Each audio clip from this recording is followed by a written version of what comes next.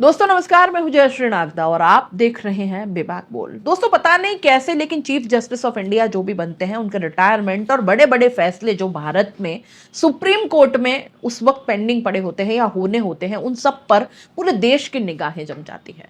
एक बार फिर से ऐसा होने वाला है जब सीजेआई का रिटायरमेंट की तारीख अचानक सामने आ गई है और साथ ही बड़े मुद्दे जो इस वक्त देश में चल रहे हैं जैसे कि वक्फ वाला मुद्दा और भी कई सारी चीजें हैं।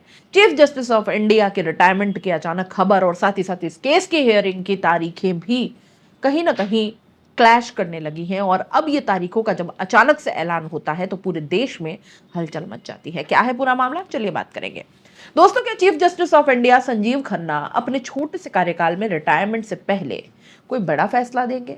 एक ऐसा फैसला जो देश के अल्पसंख्यकों को ही नहीं बल्कि एक ऐसे वर्ग को जो सरकार की मनमानी को लेकर सुप्रीम कोर्ट के समक्ष खड़ा है उसको एक राह दिखाएगा।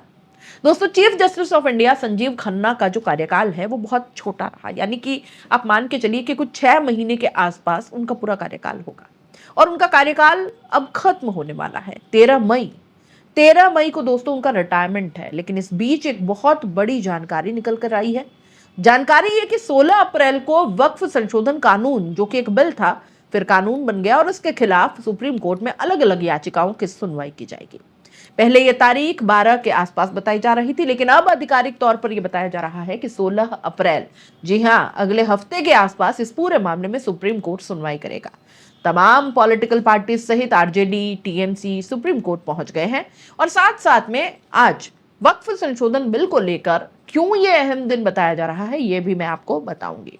सबसे पहले आज की ही बात करते हैं। आज 11 तारीख है दोस्तों, 11 अप्रैल, और जुमे की नमाज के बाद देश भर में लगातार शांतिपूर्ण प्रदर्शन का ऐलान किया गया।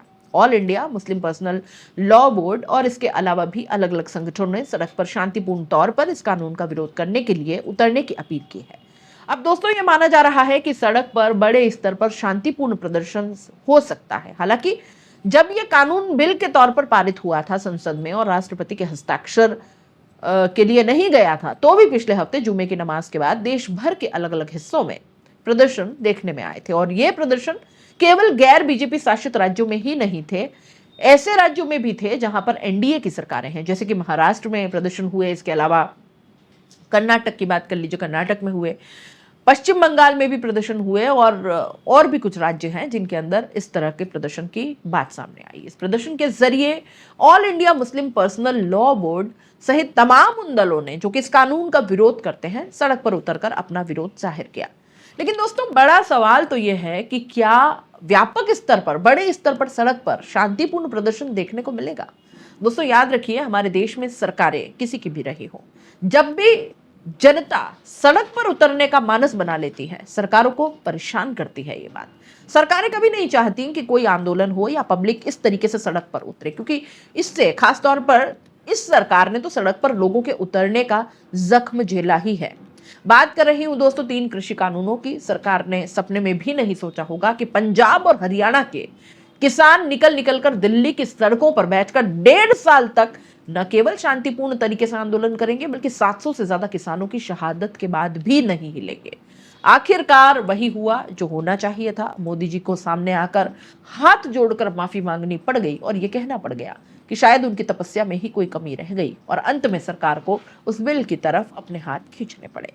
यह सब इतिहास में पहले से दर्ज है, याद दिलाने की जरूरत नहीं है, ना ही बहुत ज्यादा पुरानी बात है। अभी तक भी इन पूरे आंदोलन के जख्म जो है वो जनता के दिलों में हरे हैं। इसलिए ये जो आंदोलन है, इस तरह के आंदोलनों से ये सरकार काफी डरती है। जाहिर तौर पर सरकार भी नहीं चाहती कि ऐसा कोई भी आंदोलन सड़क पर उतरे। और ये जो प्रदर्शन होने वाला है दोस्तों, इसको लेकर इन संगठनों ने अपील की है कि वो तमाम लोग जो कि इससे प्रभावित नहीं होने वाले, यानी कि जो लोग जो गैर मुस्लिम है लेकिन फिर भी अगर वो ये मानते हैं या वो समझते हैं कि मुसलमानों के साथ गलत हुआ है, वो भी सड़क पर उतर सकते हैं और उनकी तादाद बहुत है। दोस्तों ये बात सही है मोदी जी सरकार में हो, लेकिन ये भी सही है कि इस देश की बहुतायत आबादी, बड़ी आबादी ने उनको वोट नहीं दिया है, क्योंकि जो जीत होती है वो नंबर गेम के तहत होती है। किसके पास कितनी सीटें हैं उसके तहत जीत सुनिश्चित होती है। इसलिए मोदी सरकार सत्ता में है और यही तरीका है हर किसी की सरकार में होने का। लेकिन बड़ा सवाल तो ये भी उठता है कि क्या आज सड़क पर उतरकर अपना विरोध जाहिर करके न केवल मुस्लिम संगठन बल्कि इस कानून के विरोध में जितने भी लोग हैं वो अपनी ताकत दिखा पाएंगे, और अगर दिखा पाते हैं तो सरकार इससे किस तरीके से निपटने के लिए तैयार है, नहीं है। वहीं दूसरी ओर एक और जानकारी आपके सामने रख देते हैं कि 13 मई 2025 दोस्तों ये वो तारीख है जब CJI chief justice of India Sanjeev Khanna retire हो रहे हैं। यानी कि आप कह सकते हैं कि अगले महीने तो चीफ जस्टिस के तौर पर संजीव खन्ना के समक्ष एक बहुत ही इंपॉर्टेंट याचिकाएं जा रही हैं। उनमें से एक है वक्फ संशोधन बिल। अगले हफ्ते 16 तारीख को 16 अप्रैल को इस बिल पर सुनवाई होने वाली है। और वहीं दो महत्वपूर्ण घटनाक्रम हुए हैं दोस्तों। टीएमसी की सांसद महुआ मोइत्रा भी चली गई हैं सुप्रीम कोर्ट। महुआ मोइत्रा ने 9 अप्रैल को याचिका डाली है सुप्रीम कोर्ट में और कहा है कि संशोधन संविधान में निहित कई मौलिक अधिकारों का उल्लंघन करता है, और इस आधार पर उन्होंने याचिका डाली है। कहा कि यह प्रस्तुत किया गया है कि कानून बनाने की प्रक्रिया के दौरान संसदीय प्रथाओं के उल्लंघन में वक्फ संशोधन अधिनियम 2025 की असंवैधानिकता में योगदान है। मतलब जिस तरह से कानून बनाया गया है वो एक असंवैधानिक तरीका था, और यह भी माना जा रहा था कि 16 अप्रैल को जितने भी मामले एक साथ सूचीबद्ध किए गए हैं, महुआ मोइत्रा का मामला भी सुप्रीम कोर्ट सुन सकता है। सारे आप जानते हैं तमाम अलग अलग दलों द्वारा याचिकाएं डाली गई है। लगभग आप मान के चलिए हर दल द्वारा अब याचिका जा चुकी है सुप्रीम कोर्ट में। सबसे पहले कांग्रेस पार्टी ने याचिका डाली थी, उसके बाद जो कांग्रेस पार्टी के सांसद ने, उसके बाद आम आदमी पार्टी के विधायक अमानतुल्लाह खान ने याचिका डाली। फिर दोस्तों असदुद्दीन ओवैसी की तरफ से याचिका गई, मुस्लिम संगठनों द्वारा याचिका गई, और अब आरजेडी द्वारा भी याचिका गई है।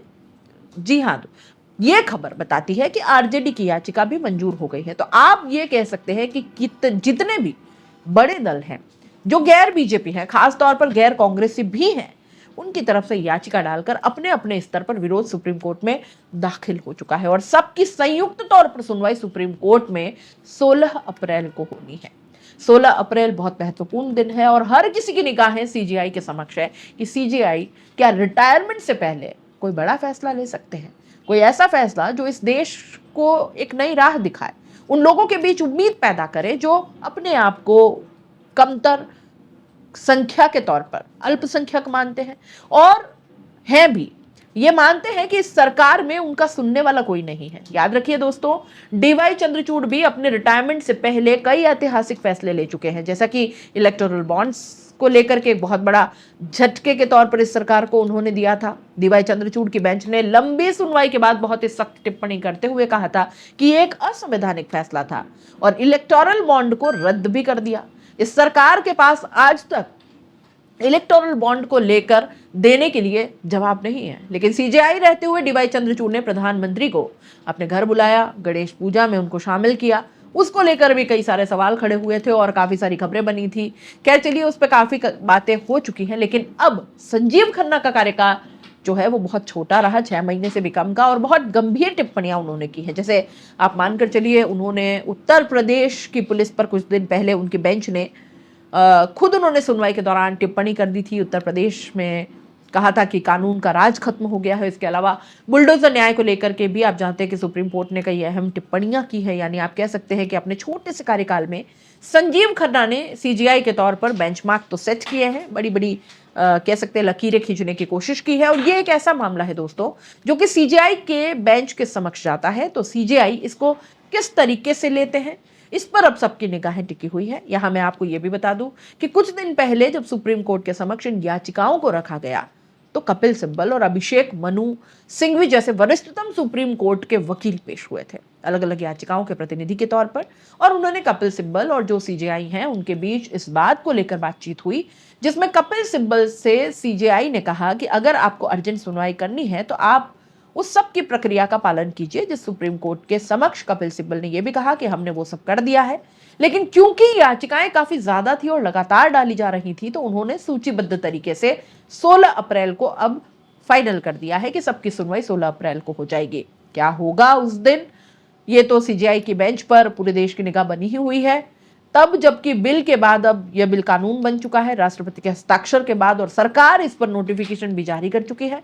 साथ साथ में निगाहें दोस्तों प्रदर्शन पर भी है। उम्मीद करते हैं कि जहां भी प्रदर्शन हो शांतिपूर्ण तरीके से हो, क्योंकि किसी भी हाल में अगर प्रदर्शन शांतिपूर्ण तरीके से नहीं हुआ और जरा भी कुछ ऊंच नीच हुई तो जाहिर तौर पर प्रदर्शनकारियों के लिए एक मुश्किल भी हो सकती है। लेकिन हाँ, ये बात सही है कि प्रदर्शन करने का अधिकार सबको है। बड़े स्तर पर सड़क पर उतरकर अलग अलग संगठन इस कानून के खिलाफ किस तरीके से अपना हल्ला बोलते हैं, इस पर हमारी भी लगातार निगाहें बनी रहेंगी। आप इस मुद्दे पर क्या सोचते हैं, अपनी राय कमेंट बॉक्स में लिख भेजिए और जाते जाते चैनल को लाइक, शेयर और सब्सक्राइब भी जरूर कर दीजिए। नमस्कार।